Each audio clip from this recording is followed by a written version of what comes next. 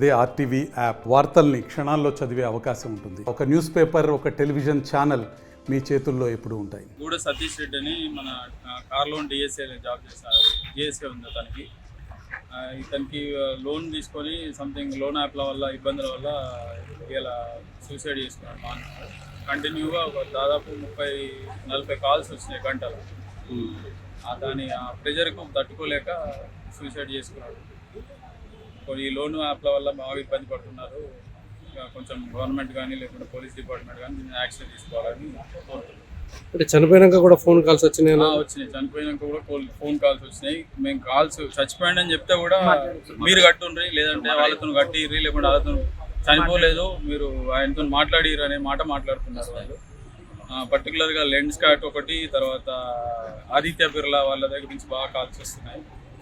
తర్వాత yes bank వాళ్ళు కూడా ఫైనాన్స్ అది చేసినట్టున్నారు, అదొకటి. తర్వాత కోటక్ మహీంద్రా బ్యాంక్ ఉంది. ఈ 5-6 బ్యాంకుల నుంచి కాల్స్ వస్తున్నాయి. పర్టికులర్గా లెన్స్ కార్డును మన ఆదిత్య బిర్లా వాళ్ళు అయితే కంటిన్యూ వాట్సాప్ కాల్స్ ఇష్టమన్న మెసేజ్లు పెడుతున్నారు, ఇష్టం ఉన్నట్టు అది చేస్తున్నారు. వాళ్ళ బాధ తట్టుకోలేక మా తమ్ముడు సూసైడ్ చేసుకున్నాడు. ఎట్లా చనిపోయినా? ఊరేసుకొని చనిపోయాడు. సూసైడ్ అంటే హ్యాంగింగ్ చేసుకున్నాడు.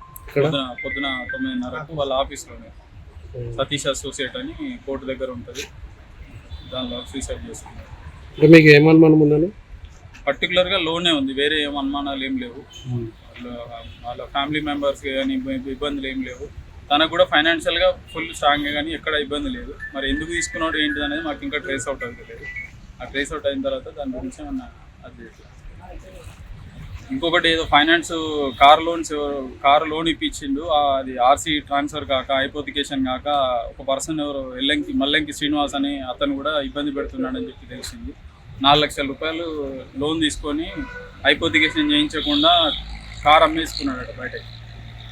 కరీంనగర్లో మంగళవాడలో ఉంటాడట అతను. అదొకటి మెయిన్ సస్పెక్ట్ ఉంది. దాని గురించి వాళ్ళు ఫైనాన్స్ వాళ్ళు ఇబ్బంది పెడుతున్నారు. ఈయన ఫోన్ రెస్పాండ్ అవుతలేడు, ఇంటికి పోతే దొరుకుతలేడు. గత 20 రోజుల నుంచి బాగా ఇబ్బంది పెడుతున్నాడు. మరిన్ని వీడియోస్ కోసం ఛానల్ ని సబ్స్క్రైబ్ చేయండి. లేటెస్ట్ అప్డేట్స్ కోసం వాట్సాప్ ఛానల్ ని ఫాలో చేయండి. అండ్ లింక్ డిస్క్రిప్షన్ లో ఉంది.